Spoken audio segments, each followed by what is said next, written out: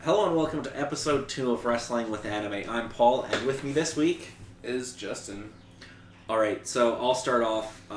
You had me watch the first 2 episodes of Jojo's Bizarre Adventure. Yes, hell yes. I'm going to try to recap Jojo, the first 2 episodes in like 30 seconds. Okay, fair enough. Go ahead. So, basically, we meet this like robber who's taking stuff off of this nearly dead body. Yeah, he's not quite dead. Fast forward a couple of years. Yeah, basically he tries to mug him. Yeah, and we find out that he's really rich. A couple of years, well, probably about 15... 7, 8, whatever, how many years? No. Yeah, they say he's like 12, but he looks like 20. I know. Don't mind that fact. It gets more confusing in part 3 if you get that far, but still. Okay, so we fast forward to this robber's son going to this rich family's house. Yeah. His name's Dio. Mm-hmm. And the rich guy has a son named, is it Jonathan? Yes. Okay. Simple names. They surprisingly are. Yes, because they are from England. Yes. Okay, so my first real question was Dio. Is that like some reference to some like Japanese? No. Okay. I don't think so. Okay. So they basically have a rivalry. Well, yes. Dio's kind of a shithead. Yeah. And kind of. Well, yeah. First thing he does is kick Jojo's dog in the face. Yeah, well, yeah, fair enough. That's really all that happens in episode 1, isn't it? Dio tries to ruin Jonathan's life constantly. Yeah, he's a bit of it. By basically finding out, he's got a lady interest and kisses his girlfriend. And then she washes her mouth with dirty, muddy water.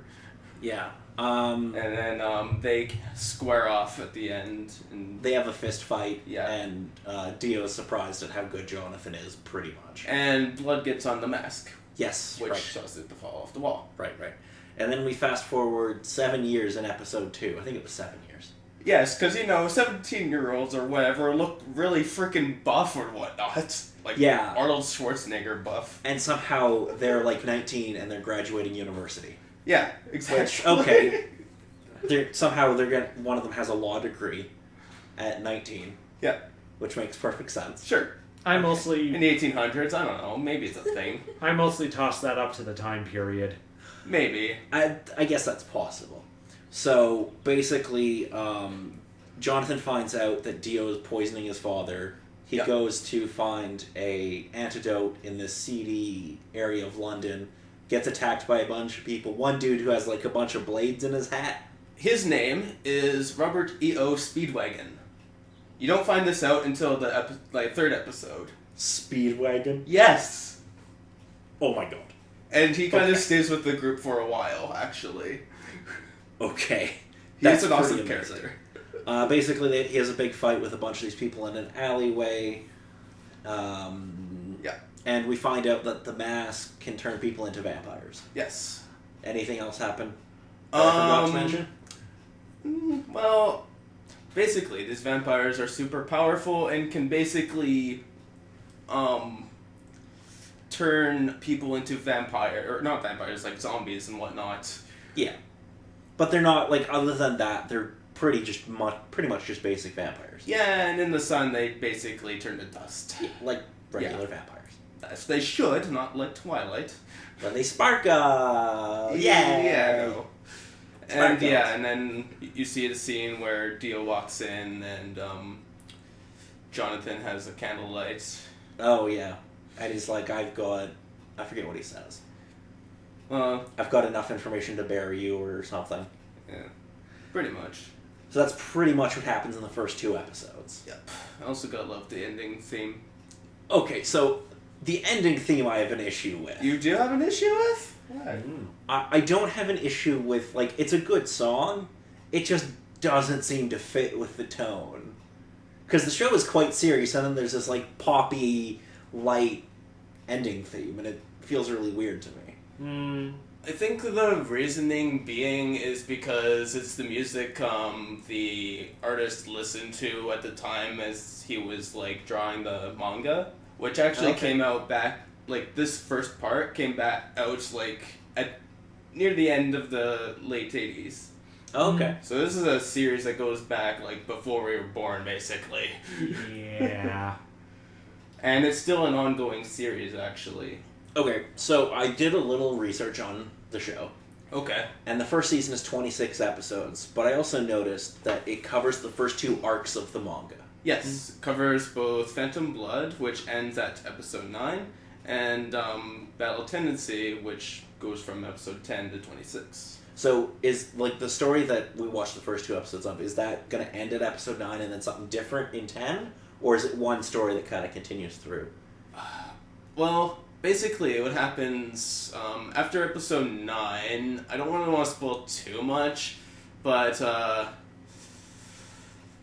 this era of JoJo ends, and another era of JoJo begins at episode 10. Okay. Where basically, where this JoJo that we're seeing first is the one from the late 1800s, and then it moves on to, like, World War II era New York.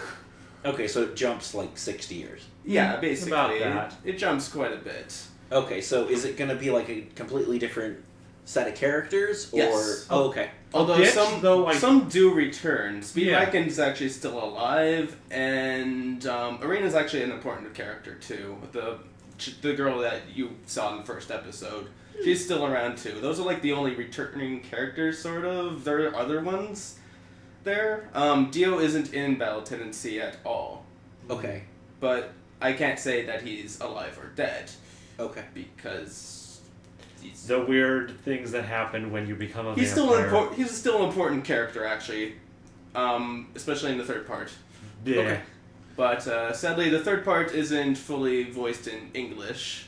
So there is that, but it is available on Crunchyroll, but we are not sponsored by it, so I don't know. That was, like, the most frustrating thing, was trying to find an English dub. Yes. Yeah. Because Crunchyroll doesn't have it. Indeed. You have to find some, like, odd website to try it. You have to go to the dark corners of the internet to find it, basically. Yeah, basically. It's fun.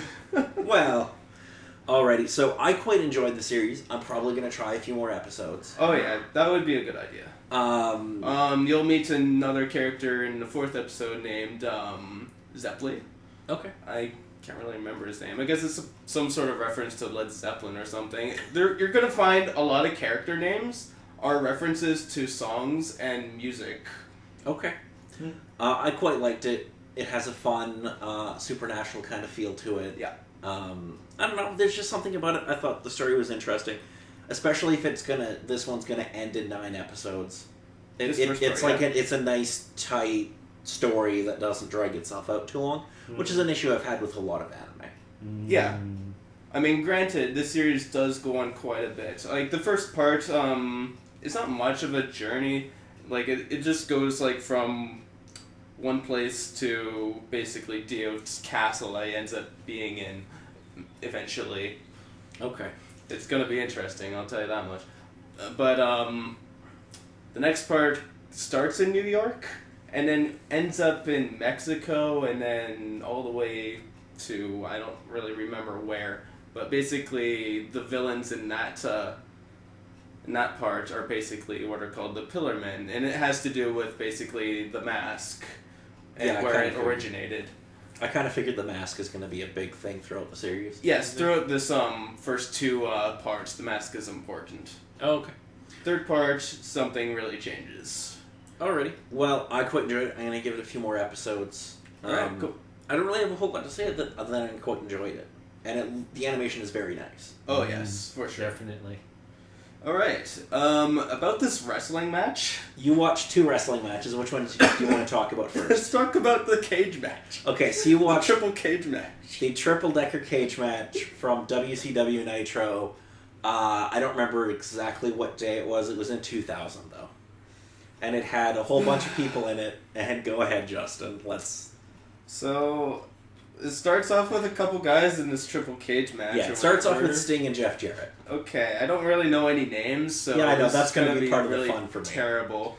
And then after like a minute or 2 or something, another guy comes in. Yeah.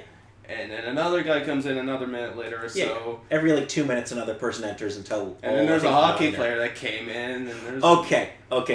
bullshit that came in. I don't know. Wait a minute. So the hockey player, his name is Vince Russo. Okay. And he's not a hockey player. Okay, well he's dressed up as a hockey player at the very least. He has a New Jersey Devils jersey and a hockey helmet and the whole deal. So I'm going to. So I picked this match because there's quite a bit of star power, because you get Sting, you get Goldberg, you get Kevin Nash, you get a Booker T, you get a lot of big names in the match. Mm-hmm. You also get Vince Russo. Do you know anything about Vince Russo? Absolutely not. Okay. Not much wrestling much.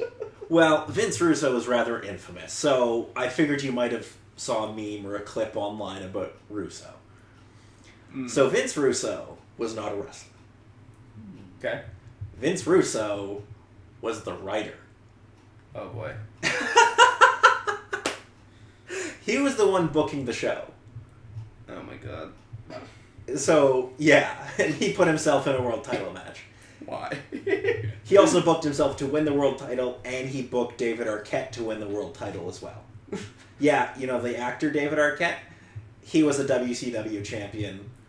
He held the same title that, you know, Ric Flair, Sting, Booker T, Chris Benoit. So, this whole purpose of this cage match is to climb all the way to the top of this triple cage thing. Which is like 40 feet in the air. And then grab the belt from the top and then take it all the way down and leave. Yes. But anyone could just go up and punch him and grab it and just get out of there. Yes. But of course, that would just be... And when Booker's reaching for the title, he is pissing himself because he's 40 feet in the air. He's like, oh shit. Well, yeah, and then he kind of gets mugged as he's getting down because, you know... So, if I would... Okay. I hate the argument usually if this were real, but in this case, I have to bring it up. Okay. So, when Booker grabs the title, why doesn't he put it around his waist and just go down the outside of the cage? Because that would be the easy thing to do and smarter thing to do. Why does he go through... There's like 8 other guys who want to get the world title from him. I would be like, oh, fuck that. I am going down the outside and leaving. Yeah, I don't know. Maybe it was scripted. I don't freaking know. Well, of course it was scripted, but it doesn't make a whole lot of sense. No, not really. Anyway, what did you think of this match and the quote-unquote swerve at the end? Also, I have to mention, like, those handcuffs are pretty weak if, you know, they weren't really hooked on. Well, yeah, so they're prop handcuffs. Yeah. Okay, so the part that frustrates me about Vince Russo is he really sucks at booking 90% of the time, and 10% of the time he gets stuff right.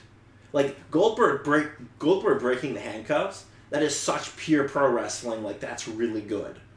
And then he does a bunch of stupid shit in the match, too. Like, first off, booking a triple-decker cage match was pretty fucking dumb. Yeah. So, what did you think of this match? It was silly. Yes, it was definitely silly. It was definitely silly. Even at the end, where basically they slammed the Bret Hart. Yeah, the door right in his face as he was trying to leave. Yeah. Yeah, that was pretty fucking fantastic. So, was there anybody in this match that you would want to watch more of, or...? I don't really know, actually. Yeah, the match does become a lot of just punch kick. Yeah, and weapon shots. I was gonna say, you know, I think the guy in the hockey jersey should just take it and leave, but I mean, probably not gonna happen. Yeah. But it would be great if it did. No, it wouldn't. God damn it. Not great for you, but I don't care what happens. Well, this also happened like 17 years ago. I know. So you watched another match. You watched 2 world title matches. One from WCW and one from the WWF. Yes, and this was The Rock versus Stone Cold. Yes, at WrestleMania 17. Yep. So tell us about this match. So it starts off with a bang, as I guess what you would expect with it. It didn't even have like a stare down or anything. No, they very much go out of their way to immediately Stone Cold attacks The Rock. Yeah. Like, right as he's coming off the turnbuckle, he just hits him from behind, pretty much. Oh, yeah, so they go at it for quite a while, even outside the ring, The Rock smashing Stone Cold into the desks and stuff and whatnot. Yeah. And then, apparently, the ref was calling, Somebody made William Regal, at the behest of someone, made the match no disqualification. Yeah, no disqualification. Which means you can basically do anything. There's no rules. Yep. Yeah. So... That's great. How much do you know about Stone Cold and The Rock? Not a whole lot in the wrestling world, actually. I know that they were, popular back in the day. Okay, so do you know anything about the Stone Cold character? Not much. Okay, so Stone Cold's character, I'm going to try to explain really quickly. Okay. Basically, was a pissed-off redneck who, if you crossed him, he'd beat the shit out of you, and he was a major babyface. Like, he was the good guy that went up against Vince McMahon. I didn't really see him as a good guy. Well, there's a reason for that. Okay. How much do you know about The Rock's character at the time? Not really a whole lot either. Okay, so he was pretty much meant to be one of the bigger heels. He was, the kind of like the corporate champion at one point. He was, this is the guy that we want to be, on Leno. This is the guy we want to send out with the belt and be the public face of the company kind of idea. Yeah, I can understand that. I mean, he had movie roles and shit. Well, he hadn't really at this point, but he would go on to it. He would go on to it because... So, what did you think of this match up until the finish? Because the finish is a whole different thing. Okay, the finish is bullshit. Okay, you have strong feelings about it, apparently. Yes, it was really interesting. I mean, was that actual blood on their face and shit? Yeah. Okay, so... Yeah, okay, so... Oh, you don't know how that works. Yes. So I'm going to destroy part of pro wrestling for you right now. Good. So, basically, I don't know about The Rock. I think that was hard way. So, what that would mean was he got, legitimately hit in the head by something and busted open. But when Stone Cold got color, what they do is you'll notice The Rock hits him, Stone Cold goes down, and he goes face down into the mat, and the camera cuts away to The Rock doing something. Oh. Do you know why they did that? So that they could get the red on their face? Or so, well, kind of, Justin, kind of. Basically what happened is Stone Cold would have a razor blade. Oh, are you serious? And then... What? Cut himself on the forehead to get the color. Oh my god. You didn't know that? No, I didn't know that. Interesting new little point in wrestling.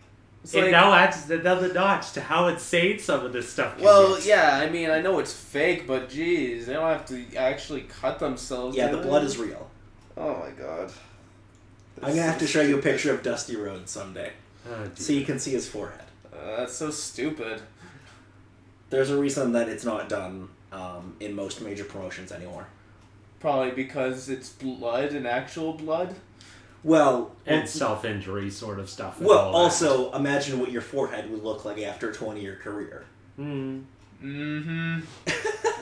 A whole bunch of scars on the forehead. High definition does not do you favors then. No, it doesn't. So what did you think of the finish to this match? Why did that happen? So, it was like... That was the most stupid finisher ever. It's like, what was it, Mr. McMahon or whatever? Yeah, Vince McMahon. Vince McMahon. Like, he comes in and basically stops The Rock from, pinning Stone Cold. Yes. And he's like, whatever, I'm not doing anything. And then Vince is pretty fucking then great. eventually, basically Stone Cold and McMahon kind of formed some kind of deal or something and beat the shit out of The Rock. Yeah. Okay, so Vince and Stone Cold had a blood feud at this point for 3 or 4 years, off and on. Pretty much they had hated each other. Stone Cold had always been the babyface, the good guy. McMahon was mostly always a heel. Although he had occasionally become a good guy. I'm not going to try to explain all of Vince McMahon. Because that could take an hour. Yeah. Basically, what happened at this point was Stone Cold was worried that his character was going to get stale because he was always the good guy. So he wanted to become the villain. And the best way to do that was to align himself with Vince McMahon. That was kind of his thinking. Although, he could have easily just stayed the babyface and been very successful for many more years to come until he had to retire. But that was his thinking, was his character was getting stale. He wanted to refresh it by going heel. I see. And, what better way to do it than by aligning himself with his former greatest enemy? Yeah. Vince McMahon. Okay, but still, I did not like the way that it all went down. It was just stupid to me.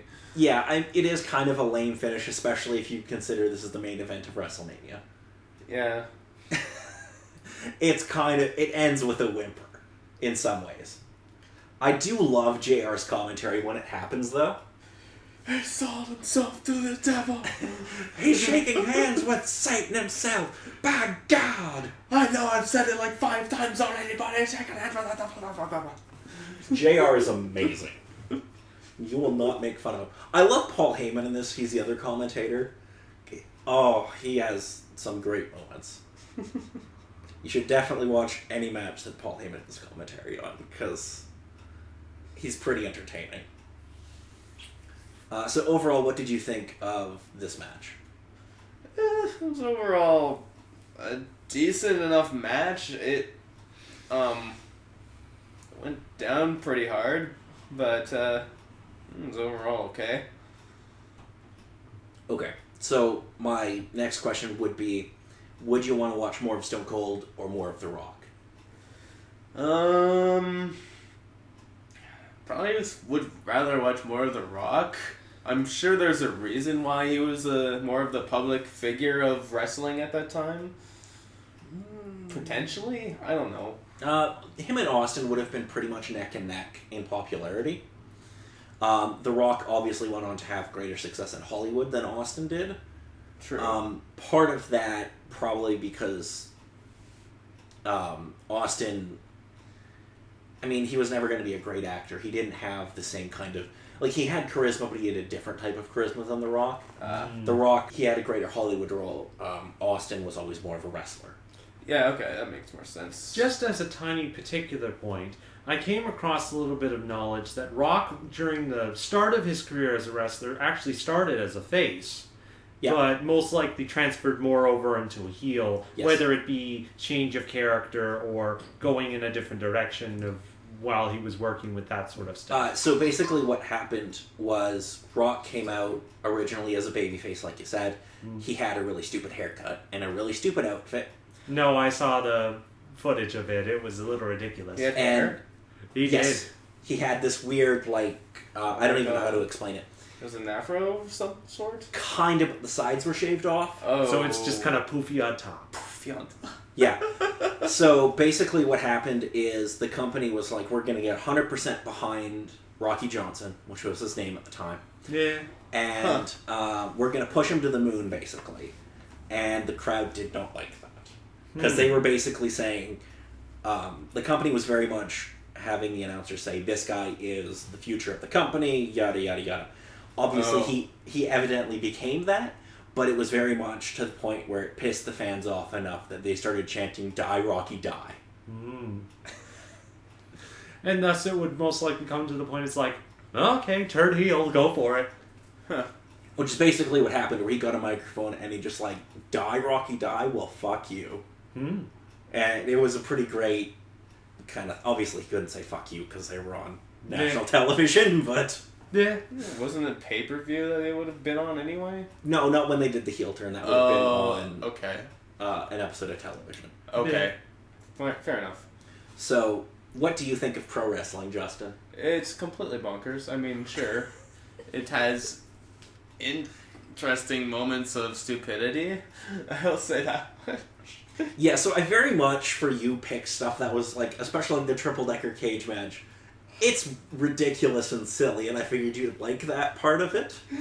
I didn't pick stuff that was super serious. Except, well, I mean, the Austin Rock match was, but... A little, I mean, until whatever they did at the end was kind of just, oh, Rock can't do anything here now. Or he just gets beaten with a chair for, like, 30 seconds. Yeah. Yeah. Okay. So, I guess that's about it. Do you have anything left to add? Not really.